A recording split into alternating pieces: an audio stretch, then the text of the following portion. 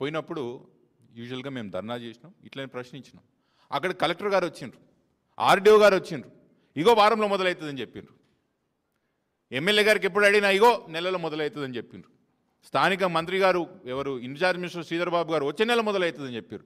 ప్రతిసారి మేము ప్రభుత్వానికి అడిగినప్పుడల్లా నోటు తెరిచినప్పుడల్లా అబద్ధమే చెప్పిండ్రు. ఇగో దానికి సాక్షి, దానికి సాక్ష్యం, దాని పరాకాష్ట ఇగో కోమటిరెడ్డి వెంకటరెడ్డి గారు సాక్షాత్ అసెంబ్లీ సాక్షిగానే వర్క్ మొదలైందని చెప్తున్నారు. వర్క్ మొదలైందని చెప్తున్నారు. ఏడ మొదలైందండి? ఈ రోజు కూడా మొదలు కాలే పని. ఈ రోజు కూడా చేవేళలా రోడ్ మొదలు కాలేదు. ఎంత బ్రహ్మాండంగా పనిచేస్తుంది ప్రభుత్వం అనేది దీనిక నిదర్శనం ఏం కావాలి? ఇంకా గొప్పగా చెప్పుకోవాలంటే స్పీకర్ గారు పోయే కాన్స్టిట్యున్సీ, స్పీకర్ గారు మా దిలీప్కి తెలుసు, స్పీకర్ గారికి పోయే కాన్స్టిట్యున్సీ అదే, వికారాబాద్ పోయే కాన్స్టిట్యున్సీ అదే రోడ్డు పోవాలి. ఇంకా బ్రహ్మాండ విషయం ఏంటంటే ముఖ్యమంత్రి గారు పోయే కాన్స్టిట్యున్సీ రోడ్డు కూడా అదే. అంటే ఎంత కాన్సన్ట్రేషన్తో ఈ రాష్ట్రాన్ని నడుపుతున్నారు, ఎంత శ్రద్ధతో ఈ రాష్ట్రాన్ని నడుపుతున్నారు అనేది ఒక్కసారి గమనించాలి. నేను ఇంకా రాజకీయాలు దీంతో మాట్లాడదలుచుకోలేదు. నేను చెప్పినట్టు బాధ్యత అందరిది ఉన్నది. అందరం కూడా సమానమైన బాధ్యత మోయాలా. అధికార పార్టీ గారు ప్రతిపక్షం కూడా అందరూ కూడా అధికారంలో ఉన్నా, అందరూ ఆ ప్రాంతానికి సంబంధించిన వాళ్ళం ముమ్మాటికి జరిగిన సంఘటనకి బాధ్యత వహించాలా, సంతాపం వ్యక్తం చేయాలా, అందరం కూడా సమానమైన బాధ్యత వహించాలి. ఇది ఒక దిక్కుంటే మా ప్రాంతానికి చాలా పెద్ద గొప్ప వ్యక్తి మహనీయులు కొండా విశ్వేశ్వరరెడ్డి గారు ఎంపీ గారు ఉన్నారండి. చాలా గొప్ప మనిషి ఆయన. ఆయనకి షార్ట్ టర్మ్ మెమరీ లాస్ ఉందేమో అనిపిస్తుంటుంది అప్పుడప్పుడు. చేరులు కదిలియకు బాబు, షార్ట్ టర్మ్ మెమరీ లాస్ ఉంటుందేమో అని నాకు అనిపిస్తుంటుంది అప్పుడప్పుడు. ఆయన ఏం మాట్లాడుతున్నాడో, ఎప్పుడు ఏం మాట్లాడతాడో, ఎందుకు మాట్లాడతాడో ఆయనకే అర్థమవుతలేదు. మొన్న ఎవరన్నా ఇంగితగాను మొన్న మనిషి, సారీ ఈరోజు కొంచెం కఠినంగా నిర్ణయించుకోవాలని చెప్తున్నా. ఆయన వయసులో నాకన్నా పెద్ద మనిషి ఉండొచ్చు, కానీ ఈరోజు మాత్రం బరాబర్ మాట్లాడదలుచుకున్నా. ఎవరైనా ఇంగిత జ్ఞానం ఉన్నాడు, కామన్ సెన్స్ ఉన్నాడు, చదువుకున్నాడు ఎవరన్నా, నువ్వు ఆడ హాస్పిటల్లో చనిపోయిన 20 మంది అక్కడ మృతదేహాలు అక్కడ పడి ఉన్నాయి. కుటుంబ సభ్యులు వచ్చి అక్కడ రోధిస్తున్నారు, ఏడుస్తున్నారు అక్కడికి వచ్చి కింద మీద పడి. నీకు మనసు అంటే వ్యక్తికి ఎవరికన్నా ఆడికి వచ్చి రాజకీయాలు మాట్లాడతారా? ఆడొచ్చి ఏం చెప్పాలి? ఈరోజు నేను రాజకీయాలు మాట్లాడదలుచుకోలేదు, కుటుంబాలకు అండగా నిల్చోవాలని వచ్చిన వాళ్ళ కుటుంబాల ప్రధాన సానుభూతి అని చెప్తారా? వెనకాల వాళ్ళ కుటుంబ సభ్యులు రోధిస్తున్నా, మృతదేహాలు అక్కడ పడున్నా ఈయన ముందరికి వచ్చి రాజకీయాలు మాట్లాడతాడు. పెద్ద మనిషి విశ్వేశ్వరరెడ్డి గారు ముందలు నిల్చొని రాజకీయాలు మాట్లాడతాడు. మీకు ఇంగితగానే ముందా విశ్వేశ్వరరెడ్డి గారు అంట? మీరు చదువుకున్నోళ్ళేనా? అప్పుడప్పుడు మీరు ఏం చేస్తున్నారో మీకు అసలు ఆలోచన వస్తుందా? ఏమంటారు పెద్ద మనిషి ఈయన విశ్వేశ్వరరెడ్డి గారు?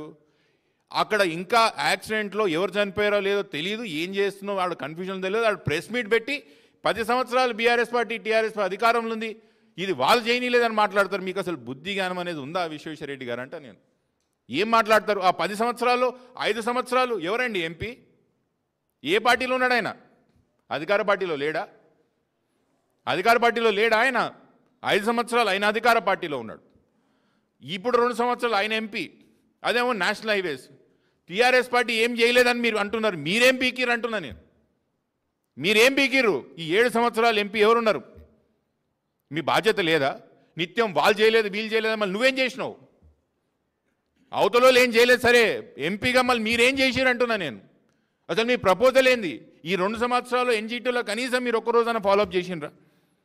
ఒక్కరోజు నాలాగా మీరు పోయి వచ్చిండ్రా? స్థానికంగా అప్పీల్ చేసిండ్రా? ఇంకా విచిత్రం నాకు అర్థం కాదు. నిన్న కూడా ఆయన ప్రెస్ మీట్ పెట్టి బీఆర్ఎస్ వాళ్ళ రియల్ ఎస్టేట్లు ఉన్నాయి, వాళ్ళ రియల్ ఎస్టేట్లు ఉన్నాయి, వీళ్ళ రియల్ ఎస్టేట్లు ఉన్నాయి అంటున్నాడు. ఈ 2 సంవత్సరాల అధికారం ఎవరుతుందండి? ఈ 2 సంవత్సరాల అధికారం ఎవరుతుంది? ఎందుకు మీ ముఖ్యమంత్రి గారు మీ నోట్లను ముఖ్యమంత్రి గారి పేరు చెప్పడం కంటే ఎందుకు భయపడుతున్నారు? ఈ 2 సంవత్సరాల బాధ్యతలు ఉందని అడగాల్సిన అవసరం లేదా? ఎందుకు ముఖ్యమంత్రి గారు మీ ప్రాంతానికి పోయే రోడే కదా, మీరు ఎందుకు చేస్తలేరని అడగాల్సిన అవసరం లేదా విశ్వేశ్వరరెడ్డి గారు అంటున్నాను నేను. విచిత్రం ఉంటుంది. ఇంకోటి ఏంటంటే ఆయనది గమ్మత్ పంచాయతీ. ఈడ కొన్ని హ్యాచరీస్ ఉన్నాయి, ఇది బీఆర్ఎస్ పార్టీకి సంబంధించిన వాళ్ళు అంటారు. ఎందుకు విశ్వేశ్వరరెడ్డి గారు? ఎందుకు మీ నోట్లో నుంచి కనీసం రంజిత్ రెడ్డి గారి పేరు చెప్పని కూడా ఎందుకు భయపడుతున్నారు మీరు? రంజిత్ రెడ్డి గారు మా పార్టీలో ఉన్నారా ఈరోజు? ఆ భూములు ఎవరివి? ఏ పార్టీలో ఉన్నాడు రంజిత్ రెడ్డి? ఎందుకు చెప్తలేరు మీరు కాంగ్రెస్ పార్టీ పేరు? ఎందుకు తీసుకుంటలేరు రంజిత్ రెడ్డి గారి పేరు మీ నోట్ మీద? ఇదే అండి బీజేపీ పార్టీ ఎందుకు తెలంగాణ రాష్ట్రంలో కొలాప్స్ అవుతున్నది, ఎందుకు బీజేపీ పార్టీని నమ్ముతలేరంటే ఇగో ప్రత్యక్ష సాక్షి మీకు ప్రజెంట్ చేస్తున్న కేసు నెంబర్ 1 విశ్వేశ్వరరెడ్డి గారు.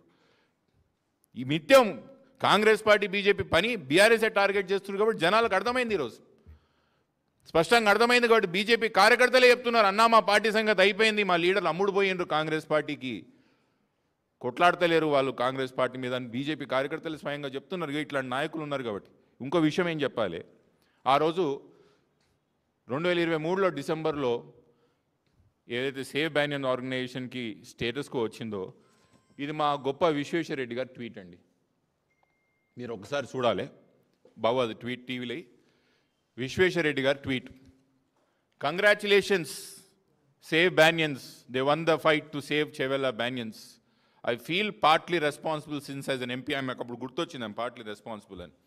We got the Hyderabad Bijapur via Chevella highway sanctioned 2016-17 blah blah blah blah blah blah అని రాసుకుంటూ స్ట్రేట్ హైవే కావాలండి ఆయనకి, ఇటు అటు రోడ్లు వైడనింగ్ లేకుండా. అంటే ఒక స్కేల్ తీసుకొని మెజర్ చేసుకునేదండి, గీత స్ట్రేట్గా ఆయన స్ట్రేట్ హైవే అంట. అసలు మీకు ఎంపీ గారు మీరు చదువుకున్నవారు అనుకుంటున్నాను విశ్వేశ్వర రెడ్డి గారు, మీరు ఎట్లయిందండి ఎంపీ నాకు అర్థం కాదు. నేషనల్ హైవేస్ కాంపోనెంట్ ఉన్న ఏ హైవే అయినా కూడా డిజైన్స్ ఎవరు ఫైనల్ చేయాలండి? రగన్న డిజైన్స్ ఫైనల్ చేయాల్సింది నేషనల్ హైవేలో ఇంజనీర్సే కదా, వాళ్ళే కదా ఫైనల్ చేయాల్సింది. వాళ్ళు డిజైన్స్ ఫైనల్ చేసినాకనే కదా టెక్నికల్ శాంక్షన్కి వస్తుంది. ఇంత కూడా మీకు తెలియదా? నేను మస్తు చెప్పినా, నితిన్ గడ్కరీ చెప్పినా కూడా వీళ్ళు స్ట్రేట్ తీయలేదు. విశ్వేశ్వర రెడ్డి గారు ఏ డిజైన్ ఫైనల్ చేసినా కూడా the proposal will be sent back to national highways. వాళ్ళు ఫైనల్ చేసిన తర్వాతనే టెక్నికల్ శాంక్షన్స్ వస్తాయి. ఇంత కూడా మీకు తెలియదా అండి? వంకర్ టింకర్ ఉన్నది, సీదా లేదు. సీదా రోడ్ ఉంటుందండి అన్న, ఎక్కడన్నా ఉంటుందా? ల్యాండ్ యాక్విజిషన్ స్ట్రేట్ చేసిండి. గ్రీన్ ఫీల్డ్ రోడ్కి బ్రౌన్ ఫీల్డ్ రోడ్కి తేడా తెలుసా విశ్వేశ్వర రెడ్డి గారు మీకు? గ్రీన్ ఫీల్డ్ రోడ్కి ఎంత ల్యాండ్ యాక్విజిషన్ అవసరం పడుతుంది, బ్రౌన్ ఫీల్డ్ రోడ్కి ఎంత? బ్రౌన్ ఫీల్డ్ రోడ్ ఉన్న రోడ్కి పక్కన ల్యాండ్ అక్వైర్ చేయడం, గ్రీన్ ఫీల్డ్ రోడ్ని కొత్తది అక్వైర్ చేయడం. గ్రీన్ ఫీల్డ్ రోడ్కి ఎంత అక్విజిషన్ ఖర్చు అవుతుంది? బ్రౌన్ ఫీల్డ్ రోడ్ ఉన్న దాంట్లో డిజైన్ ఫైనల్ చేసింది నేషనల్ హైవేస్ వాళ్ళు, ల్యాండ్ యాక్విజిషన్ చేసింది స్టేట్ గవర్నమెంట్. దానికి నేను ఇట్లా చెప్పినా ఇప్పటికీ స్ట్రేట్. ఎంత నిన్న అంటాడు ఆయన, మళ్ళీ వీళ్ళని అంటాడు, అరే వీళ్ళు మా వాళ్ళే కాదు, మా వాళ్ళు మీకు ఎవరో ఏమో వీళ్ళు లెఫ్ట్ ఆర్గనైజేషన్స్ అని. ఇగో ఆయన మళ్ళీ కంగ్రాచులేషన్స్ అని ట్వీట్లు పెడతాడు వాళ్ళకి. మళ్ళీ ఒకసారి చాలా సంతోషం మీరు మా రోడ్డు పనులు ఆపినందుకు, కంగ్రాచులేషన్స్ అని మళ్ళీ ట్వీట్ పెడతాడు. ఎందుకండి విశ్వేశ్వర రెడ్డి గారు ఈ ద్వంద్వ వైఖరి? బాధ్యతగా ఉండండి.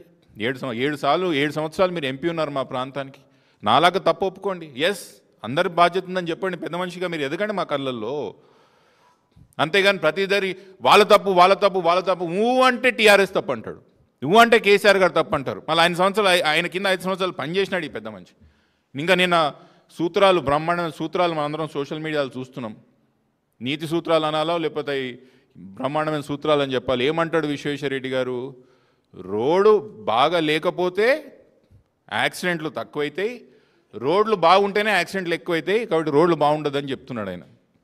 ఇది ఎట్లుందంటే, కరెంట్ లేకపోతే బాగుండు, చీకట్లు ఉండొచ్చు, కరెంట్ ఉంటే కరెంట్ షాక్ వచ్చి చేస్తాం, తిండి లేకపోతే బాగుండు, ఆకలితో ఉండొచ్చు, తిండి ఉంటే డయాబెటీస్ షుగర్ వస్తుంది, ఇల్లు లేకపోతే బాగుండు, గుడిసెల రోడ్డు మీద ఉండొచ్చు, ఇల్లు ఉంటే మా హైడ్రా కొడుతుంది, ఏవి లేకపోతే బాగుండు అన్నట్టు ఉన్నది విశ్వేశ్వర రెడ్డి గారు. ఎవరన్నా అంటారా ఇవన్నీ? అంత తెలివైన నాయకత్వం మా దగ్గర ఉన్నది. మరొకసారి ఈ విషయం మీకు మరొకసారి ప్రగాఢమైన సానుభూతి వ్యక్తం చేస్తూ, ముమ్మాటికి మా వంతు సాయం మేము మా కుటుంబాలు ముమ్మాటికి చేస్తాం.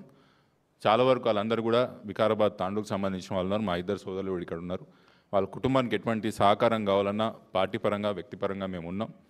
ఇంకోటి దిక్కు నెపం నెట్టాలనో బాధ్యత వేయాలనో ఈ యొక్క కార్యక్రమం పెట్టుకోలేదు. కానీ మీకు ఏం జరిగిందో వివరించే ప్రయత్నం చేస్తున్నాను.